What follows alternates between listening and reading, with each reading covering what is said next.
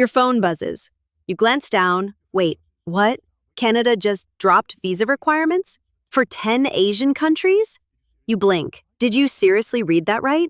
No more embassy lines, no endless forms, just your passport and a plane ticket. That's it. Sounds too good to be true, right? But here's the real question. Why now? Why these 10 countries? And what's Canada really up to? This isn't just about making travel easier. It's a bold move. Part tourism strategy, part geopolitical play, and maybe even more than that. Stick around because the countries on this list, they might really surprise you. And if your country made the cut, well, your path to North America just got a whole lot smoother. Number 10, Hong Kong. A city of dazzling skyscrapers, global finance, nonstop energy, it's never exactly struggled to get through international doors. So, why is Canada suddenly rolling out the red carpet and dropping visa requirements for Hong Kong passport holders? Sounds like a tourism boost, right? But hold on, this goes way deeper. Think about it. Tensions between China and the West have been heating up, and thousands of Hong Kongers have been searching for safer ground, whether it's a second home or a new future. Canada's move? It's not just about easier travel. It's a message. A show of support, a nudge toward freedom of movement, and maybe even a long-term play on the world stage. But bold moves come with bold risks. How will Beijing respond? And what does this mean for Canada's already delicate diplomatic tightrope? And here's the thing, you'll want to stick around. The next country on the list, even more unexpected. Oh, and real quick, hit that subscribe button if you haven't already. That's how we keep bringing you the stories behind the headlines, the ones that actually matter. Number 9, South Korea. All it takes now is a plane ticket, and one less thing, no visa. Yep, South Korean travelers can now head to Canada with just an electronic travel authorization. That's it. No consulate visits, no piles of paperwork, just click, book, and go. But the real story? It's not just about convenience. Why now? What changed between these two countries to spark this shift? Here's the thing. South Korea isn't just a regional player anymore. It's a global force. From world-leading tech to cutting-edge defense collaborations, Korea has been rising fast on the international stage. And guess what? Canada's been paying attention. Sure, Koreans are some of the world's most enthusiastic, high-value travelers. They love discovering new destinations, often with parents, kids, even grandparents in tow. That's a jackpot for Canada's tourism sector. But beyond the warm airport greetings and maple leaf signs, there's a bigger play at work. This move is about strategy. With rising tensions in the Indo-Pacific, from North Korea's missile tests to China's growing assertiveness, Canada is signaling something loud and clear. We see you, we support you, and we want to build something deeper. And the timing? No coincidence. Canada recently launched its Indo-Pacific strategy, calling for tighter economic and security ties with key partners in Asia. South Korea fits that vision like a glove. But here's what most people miss. This isn't just about who gets to enter more easily. It's about who stays, who studies, who invests, who brings their skills and future plans to Canadian cities like Toronto and Vancouver, where South Koreans are already making a major impact in tech, academia, and innovation. So sure, it looks like a simple policy update, but really, it's a high-stakes move, layered with diplomacy, economics, and long-game thinking. Because when two rising powers look toward an uncertain future, sometimes the smartest thing to do is open the door wider. Number 8, Israel. Think sun-soaked streets, a booming tech scene, and a population that, believe it or not, travels more per capita than almost any other in the world. So here's the question. Why did Canada just quietly drop visa requirements for Israeli passport holders? And why now?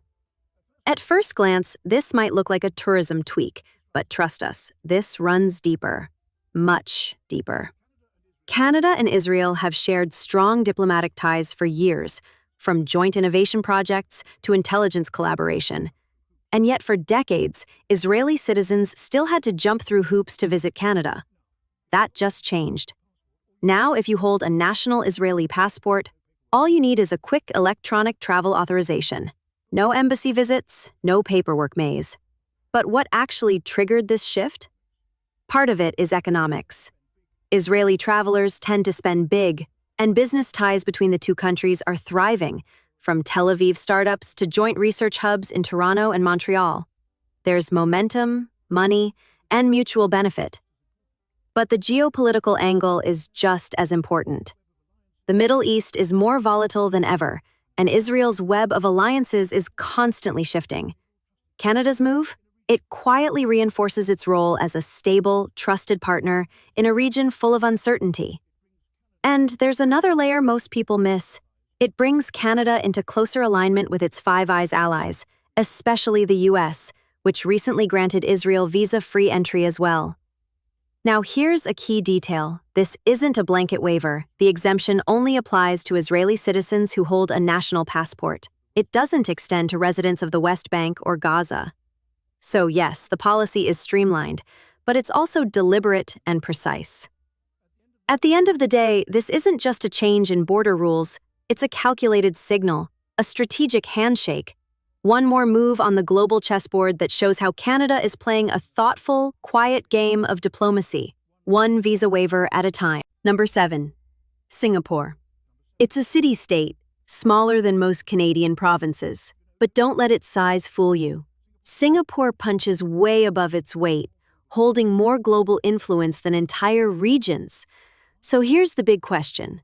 Why is Canada, one of the largest countries in the world, going out of its way to drop visa requirements for one of the smallest?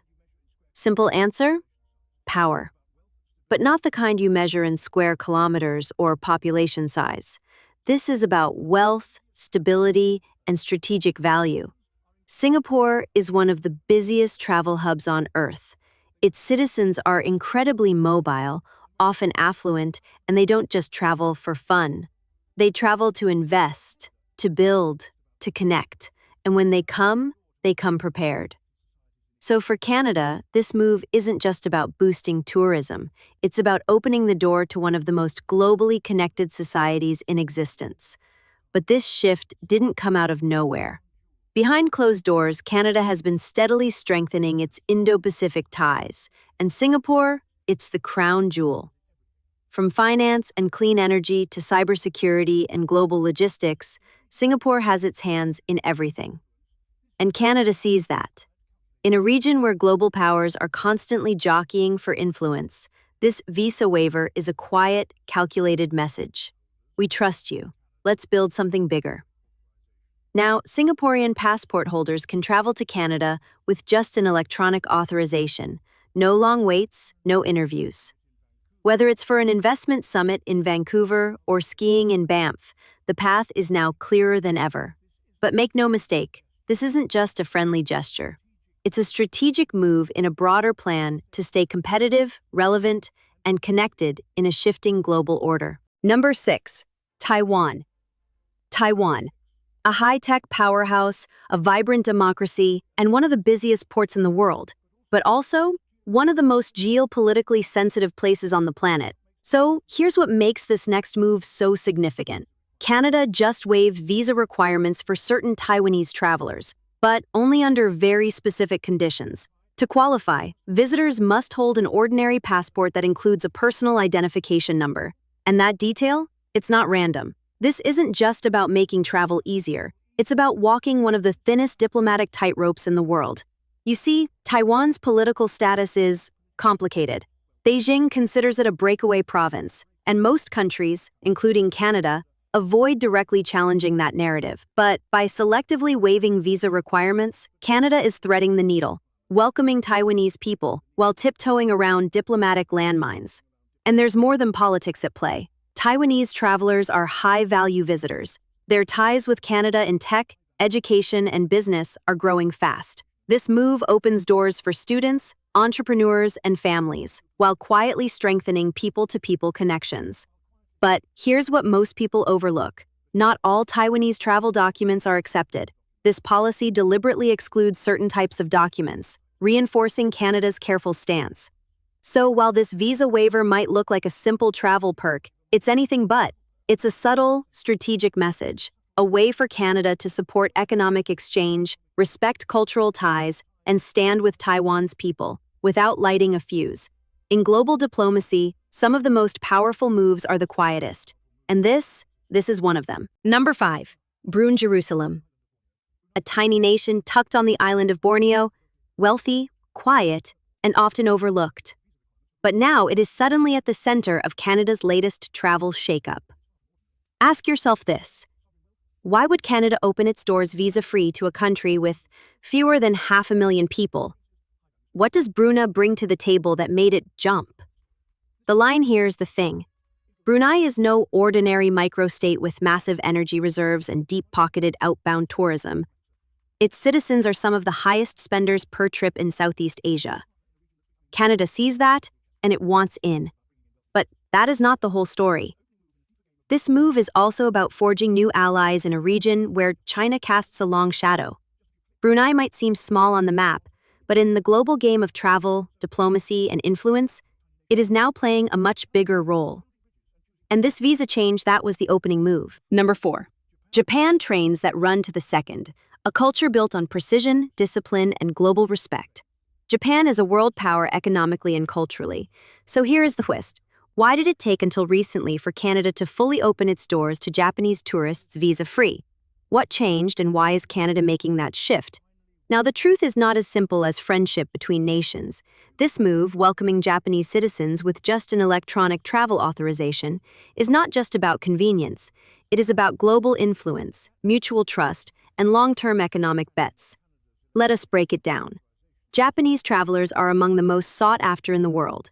They stay longer, they spend more, and they often return for Canada. Tapping into that market means more than boosting tourism. It is a quiet economic win, especially as cities like Vancouver and Toronto deepen their connections to the Pacific Rim. But there is another layer: diplomacy. Japan is not just a traveler hub, it is a geopolitical anchor in East Asia and a close ally to Canada's key partners, including the United States. As tensions rise in the Indo-Pacific region, from trade wars to territorial disputes, Canada's move to ease travel for Japanese citizens is a carefully timed gesture, one that says, "We trust you, we want you here, and we see you as part of our future." And here is something most Canadians do not know. Despite decades of friendship, Japanese passport holders still had to jump through visa hoops for years. That changed only when Canada expanded its list of countries eligible for streamlined electronic travel authorization, a quiet policy shift that now signals deeper alignment. So yes, it may look like a small stamp in a passport, but this is part of a much bigger map, one where Canada is redrawing its relationships across the globe. Before we continue to the next country, make sure to subscribe. That is how we keep bringing you stories that go beyond the headlines and into the real reasons behind these global moves. Trust us, the next one might just surprise you. Malaysia, a tropical paradise known for its vibrant culture, bustling cities, and stunning landscapes. But dig deeper, and there's more at play than just beaches and skyscrapers. So here's the question: why is Canada now welcoming Malaysian travelers with easier access, waiving the visa requirement? Malaysia is a key player in Southeast Asia's growing economy, with strong ties in technology, manufacturing, and education. Canadian universities see a steady flow of Malaysian students, while businesses from both countries are forging partnerships in sectors like clean energy and digital innovation. This visa waiver is not just about tourism. It's a strategic move by Canada to strengthen economic and cultural bonds with a nation that's rapidly modernizing and expanding its global footprint. But there's another layer. Malaysia's young population is eager to explore work and study abroad. By removing the visa barrier, Canada opens the door to new opportunities for collaboration and growth. It's a win-win. Malaysian visitors gain smoother access to Canada's rich landscapes and urban centers, while Canada benefits from increased tourism investment and cultural exchange.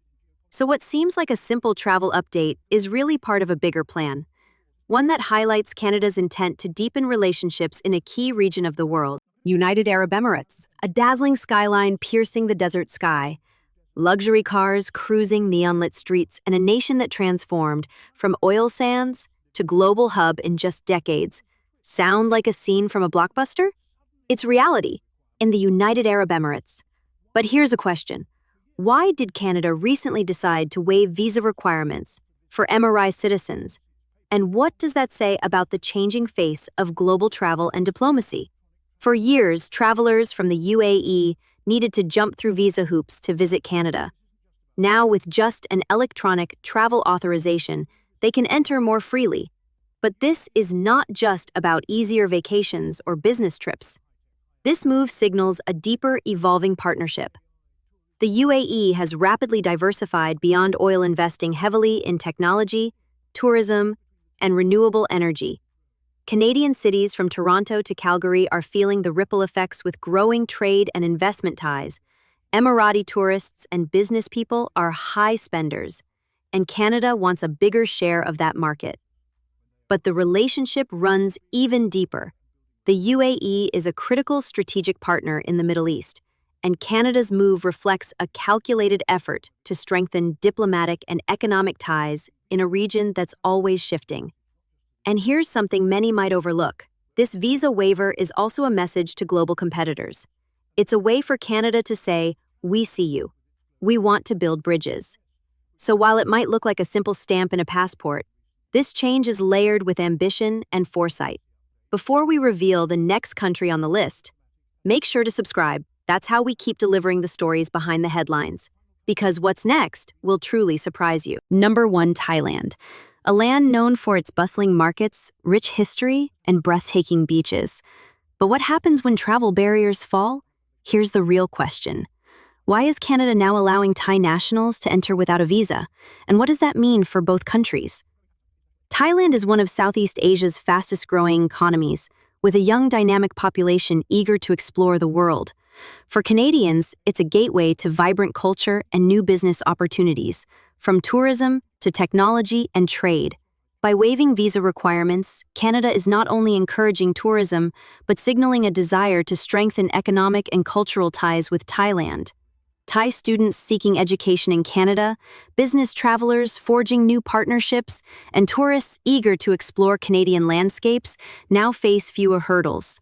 But there's more. Thailand's strategic location in a